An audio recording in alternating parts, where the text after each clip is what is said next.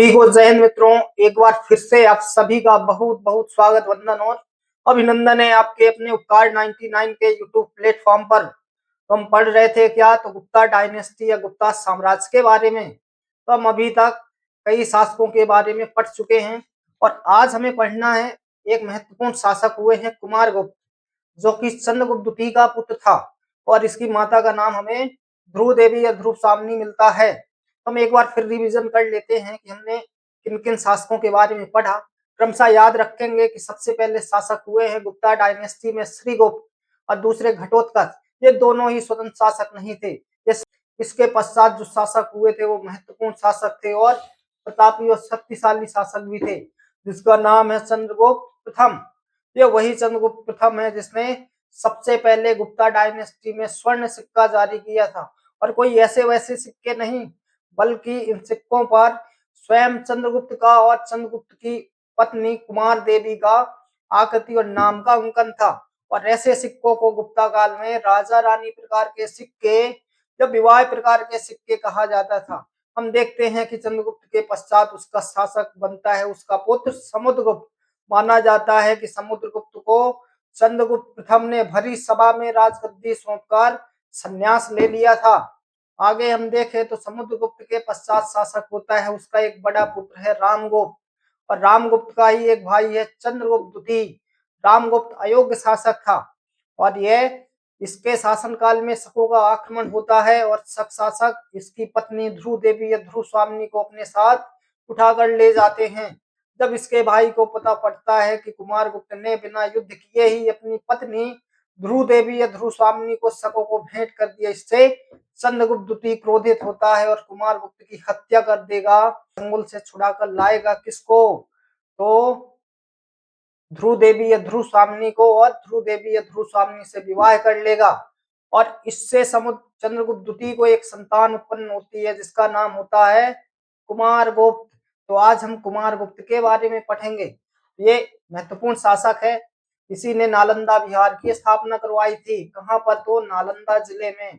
नालंदा, इसी नालंदा बौद्ध विहार के नाम पर ही आज वर्तमान में बिहार के एक जिले का नाम भी नालंदा है। तो हम देखते हैं कि कुमारगुप्त प्रथम महत्वपूर्ण शासक है जिसने नालंदा बौद्ध विहार की भी स्थापना करवाई। और यह गुप्तों में एकमात्र ऐसा शासक है जिसके सर्वाधिक मात्रा में हमें अभिलेख प्राप्त होते हैं और सर्वाधिक तरह के सिक्के भी इसी शासक ने जारी किए। तो आज हम देखते हैं कुमारगुप्त के बारे में। बने रहिएगा उपकार 99 के यूट्यूब प्लेटफॉर्म पर। और हाँ विद्यार्थियों, आप में से यदि कोई नया हो इस चैनल को सब्सक्राइब कर लीजिए ताकि हमारी क्लासेस आप तक निर्धारित समय तक पहुंचती रहें। और कमेंट करना मत भूलिएगा आपको ये सेशन कैसा लगा। और हाँ विद्यार्थियों, इसके अलावा हमने इसी प्लेटफॉर्म पर भारतीय राजनीतिक व्यवस्था की क्लासें भी प्रारंभ कर दी हैं। और तो आप विजिट कीजिए उपकार 99 के यूट्यूब चैनल पर। संपूर्ण कोर्स बिल्कुल फ्री में उपलब्ध कराया जाएगा, किसी भी तरह का पेड कोर्स नहीं है। तो बने रहिएगा उपकार 99 के साथ में। तो प्रारंभ करते हैं कुमारगुप्त के बारे में पढ़ना।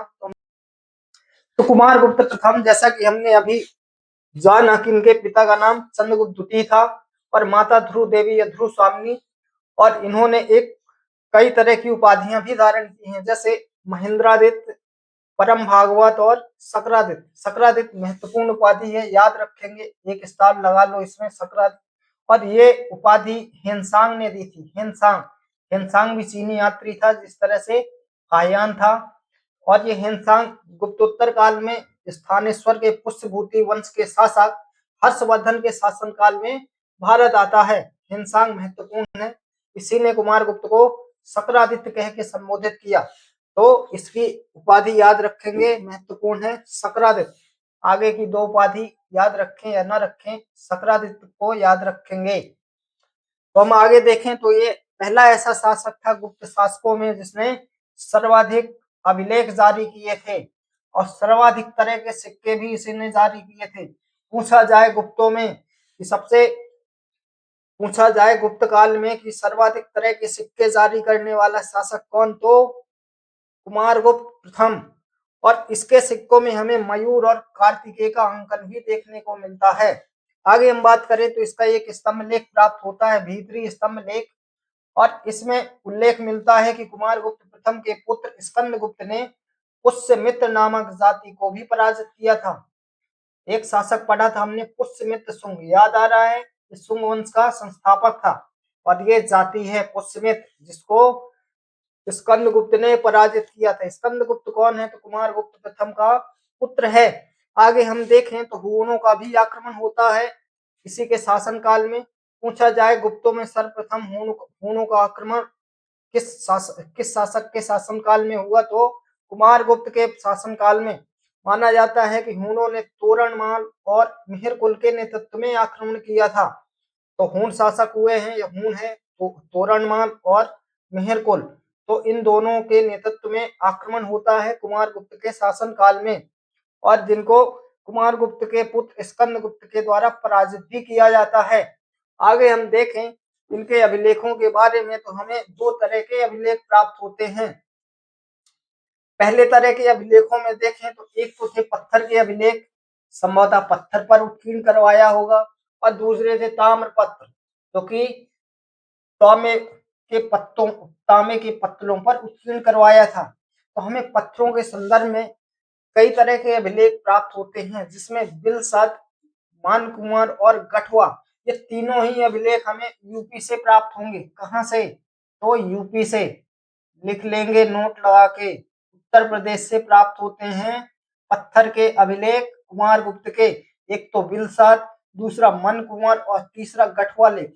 इन लेखों के संबंध में भी याद रखेंगे कि सबसे पहले हमें परिषद शब्द का उल्लेख भी इसी अभिलेख से प्राप्त होता है, बिलसद अभिलेख से। और बिलसद अभिलेख कहां से प्राप्त होता है? तो उत्तर प्रदेश से। जबकि अभिलेख से ये जानकारी प्राप्त होती है कि बुद्धगुप्त नाम के गुप्त शासक ने बुद्ध की मूर्ति भी बनवाई थी। क्या बनवाई थी? तो बुद्ध की मूर्ति। बुद्धगुप्त परवर्ती शासक था गुप्तों का, आगे पढ़ेंगे। तो एक अभिलेख प्राप्त होता है गठवा लेख, ये भी उत्तर प्रदेश से प्राप्त होता है। तो इसमें सत्र भोजनालय का उल्लेख भी मिलता है। तो याद रखेंगे पत्थर के अभिलेखों में बिलसद, मनकुंवर और गठवा, ये तीनों ही उत्तर प्रदेश से प्राप्त होंगे। आगे देखें तो मध्य प्रदेश से भी कुछ अभिलेख प्राप्त हुए हैं, जैसे सांची का लेख, ये सांची से प्राप्त होता है। सांची शहर है मध्य प्रदेश का, रायसेन जिले में है। ये कहां से प्राप्त होगा? मध्य प्रदेश के रायसेन जिले से, एमपी से। और तुमैन अभिलेख, ये भी हमें प्राप्त होता है कहां से? तो मध्य प्रदेश से, और मध्य प्रदेश में भी कहां? तो ग्वालियर से। और इसमें कुमारगुप्त को शरतकालीन सूर्य की भांति बताया गया है। क्या कहा गया है? कि शरतकालीन सूर्य की भांति बताया गया है कुमारगुप्त को। शरतकालीन सूर्य से तुलना की गई है कुमारगुप्त की। पूछा जाए महत्वपूर्ण है तुमैन अभिलेख, याद रखेंगे तुमैन।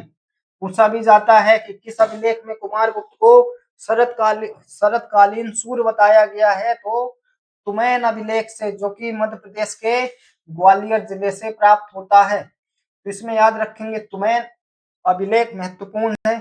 एक अभिलेख हमें मंदसौर से भी प्राप्त होता है। तो ये मंदसौर एमपी में है, एमपी में ही मंदसौर जिला है एक। तो मंदसौर के कहां से प्राप्त होता है? तो मंदसौर में एक जगह है दसपुर। क्या नाम है? दसपुर। तो ये दसपुर से प्राप्त होता है, और ये दसपुर शिवना नदी के तट पर है, एक नदी है एमपी में। तो मंदसौर शिवना नदी के तट पर स्थित है। तो मंदसौर जिले के एक जगह है दसपुर से हमें अभिलेख प्राप्त होता है, मंदसौर लेख, जो कि कुमारगुप्त का है, और ये शिवना नदी के तट से प्राप्त होता है। इसको जो प्रकाशन में लाता है तो वो 1885 में पीटरसन के द्वारा इसको प्रकाशित में लाया जाता है।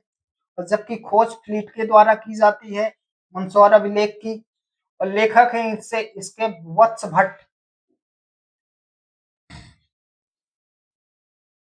तो इसके अभिलेखों में हम बोले दो तरह के अभिलेख प्राप्त होते हैं कुमारगुप्त के, एक तो पत्थर के, संभवतः पत्थर पर उत्कीर्ण किया होगा अपने लेखों को, और एक ताम्र पत्र पर, जो कि तांबे के पत्तलों पर उत्कीर्ण किए गए लेख से है। एक तो बिलसद, मनकुंवर और गठवा, ये तीनों ही उत्तर प्रदेश से प्राप्त होते हैं, जबकि एमपी से सांची, तुमैन और मंदसौर लेख। तो सांची लेख मध्य प्रदेश के रायसेन जिले से, और तुमैन ग्वालियर से प्राप्त होता है। और इसी लेख में कुमारगुप्त को शरतकालीन सूर्य बताया गया है। ये पूछा जाता है, महत्वपूर्ण है। 2 स्टार लगा लीजिए, 2 स्टार। तुमैन अभिलेख ग्वालियर का। और दूसरा है मंदसौर अभिलेख, ये भी मध्य प्रदेश से प्राप्त होता है। मध्य प्रदेश के मंदसौर में एक जगह है दसपुर से, जो कि सोना नदी के तट पर स्थित है।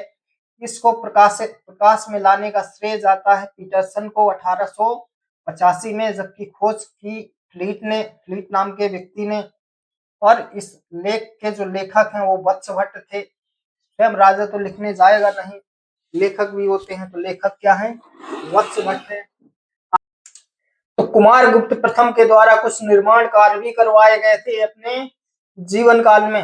हम देखते हैं कि नालंदा बौद्ध विहार की स्थापना कुमार गुप्त के द्वारा करवाया गया था। कब करवाया गया, तो 450 ईस्वी को। आगे भी कई परवर्ती गुप्त शासकों ने इसका निर्माण कार्य करवाया, जैसे कि बालादित्य और बुद्धगुप्त जैसे शासकों ने। तो खोज की बात करें तो खोज होती है नालंदा बौद्ध विहार की अलेक्जेंडर कनिंघम के द्वारा। पूरा नाम क्या है, तो अलेक्जेंडर अलेक्जेंडर कनिंघम है इनका पूरा नाम। ये एएसआई के जनक कहलाते हैं भारत में, आर्कियोलॉजिकल सर्वे ऑफ इंडिया के, जो कि पुरानी वस्तुओं या पुरानी सभ्यताओं के खोज का कार्य करता है। ASI archaeological survey of India भारतीय पुरातात्विक सर्वेक्षण विभाग होता है, जिसकी स्थापना, तो ये प्राचीन या बोले कि गुप्ता काल में शिक्षा का प्रमुख केंद्र हुआ करता था। और ये एकमात्र शिक्षा का ही नहीं, बल्कि ये आवासीय विद्यालय था। कैसा था, तो आवासीय विद्यालय हुआ करता था, जहां पर छात्रों को न केवल शिक्षा दी जाती थी, बल्कि उनके रहने की व्यवस्थाएं भी हुआ करती थी। और इस विद्यालय में माना जाता है कि 10,000 शिक्षकों पर या 10,000 विद्यार्थियों पर 2,000 शिक्षकों की नियुक्ति की जाती थी। सोच सकते हैं, 5 विद्यार्थियों पर करीब 2 शिक्षकों को नियुक्त किया जाता था। और जिसको 1203 में बख्तियार खिलजी के द्वारा आक्रमण करके पूर्णतः नष्ट कर दिया जाता है। आज भी नालंदा बौद्ध विहार विवाद का विषय है। कई लोग बोलते हैं कि बख्तियार खिलजी ने नहीं, बल्कि नालंदा को इस देश के ब्राह्मणों ने नष्ट किया था। किसने, इस देश के ब्राह्मणों ने। ऐसा विवाद का विषय है। और आज भी सोशल मीडिया में कई तरह की न्यूजें चलती हैं, जैसे कि ब्राह्मणों ने इस बौद्ध विहार पर कब्जा करके रखा है। तो ये विवाद का विषय है, आगे देखेंगे हमें क्या लेना देना है। तो खोज अलेक्जेंडर कनिंघम के द्वारा होती है। शिक्षा का प्रमुख केंद्र था और आवासीय विद्यालय भी था। माना जाता है कि हिमसांग ये उल्लेख करता है। हिमसांग कौन है, तो गुप्तोत्तर काल में हम पढ़ेंगे थानेश्वर का पुष्यभूति या वर्धन वंश। तो पुष्यभूति वंश के शासक हुए हैं हर्षवर्धन। तो ये हर्षवर्धन के शासन काल में हिमसांग भारत आता है, जो कि चीनी यात्री था। हम आगे देखें तो हिमसांग ये उल्लेख करता है कि हर्षवर्धन प्रतिवर्ष 100 गांवों की आमदनी को इस नालंदा बौद्ध विहार को प्रदान करता था। कितने, तो 100 गांवों की आमदनी प्रतिवर्ष, एक वर्ष नहीं, 2 वर्ष नहीं, हर साल 100 गांवों की आमदनी को हर्षवर्धन नालंदा बौद्ध विहार को प्रदान करता था। ऐसा उल्लेख करने वाला चीनी यात्री हिमसांग था। अब ऐसे समझिए क्यों दान दिया जाता था नालंदा बौद्ध विहार को, तो ऐसे समझेंगे कि जो शिक्षक गण थे तो उनको वेतन भत्तों की भी जरूरत पड़ती थी। आखिर उनका कैसे खर्च चलेगा, तो इसके लिए ये गांव के विद्यार्थियों को शिक्षा दिया करते थे। और बदले में राजा के द्वारा बौद्ध विहार के शिक्षकों को कुछ गांव प्रदान कर दिए जाते थे। और उस गांव से जो भू राजस्व मिलता था वह इन्हीं लोगों का हुआ करता था, और इसी से इनका पालन पोषण हुआ करता। जो भी वेतन भत्ते थे वो मिल जाया करते थे। आगे हम देखते हैं कि पाल वंश के शासकों ने भी नालंदा बौद्ध विहार को संरक्षण प्रदान किया। हम देखते हैं कि देवपाल ने इस बौद्ध विहार को 5 गांव दान में दिए थे। कितने, तो 5 गांव। और आगे पाल वंशों में देखें तो महिपाल शासक ने भी इसके कुछ भाग का निर्माण करवाया था। तो ये नालंदा बौद्ध विहार है जिसको आज हमने कंप्लीट किया। और इसके नष्ट होने की कहानी ऐसे सुनिए कि मोहम्मद गौरी, मध्यकालीन भारत में मोहम्मद गौरी के एक सरदार था बख्तियार खिलजी। तो माना जाता है कि 1203 में मोहम्मद गौरी के एक अन्य सरदार बख्तियार खिलजी के द्वारा इसको नष्ट कर दिया जाता है या जला दिया जाता है। और ये वही बख्तियार खिलजी है जो कि बंगाल पर आक्रमण करता है और बंगाल के साथ साथ लक्ष्मण सेन को पराजित करता है। लक्ष्मण सेन की राजधानी बंगाल में जो स्थित थी नादिया, इस पर अधिकार कर लेगा। ये आगे का विषय है, मध्यकालीन भारत में पढ़ेंगे। आप इतना याद रखिए कि 1203 में बख्तियार खिलजी के द्वारा, जो कि गोरी का एक अन्य सरदार था, ये नष्ट कर देता है नालंदा बौद्ध विहार को या जला देता है पूरी तरीके से। तो ये था कुमारगुप्त। आगे हम देखेंगे कुमारगुप्त प्रथम के पश्चात उसका पुत्र बनता है शासक, जिसका नाम था स्कंदगुप्त। तो आज के लिए बस इतना ही मित्रों। तो बने रहिएगा उपकार 99 के यूट्यूब प्लेटफॉर्म पर। आपको पूरा कोर्स कराया जाएगा और हिस्ट्री ही नहीं बल्कि हमारे इस ऐप में या बोले इस प्लेटफॉर्म पर भारतीय राज व्यवस्था की क्लासेस भी प्रारंभ कर दी गई हैं। तो आप विजिट कीजिए, प्लेलिस्ट बनी हुई है, एक तो प्राचीन भारत के इतिहास की और दूसरी राजनीतिक व्यवस्था की, और बहुत ही जल्द मध्यकालीन भारतीय इतिहास और भी अन्य विषयों को प्रारंभ किया जाएगा। तो जय हिंद। आज के लिए इतना ही, मिलते हैं फिर कल अगली क्लास में।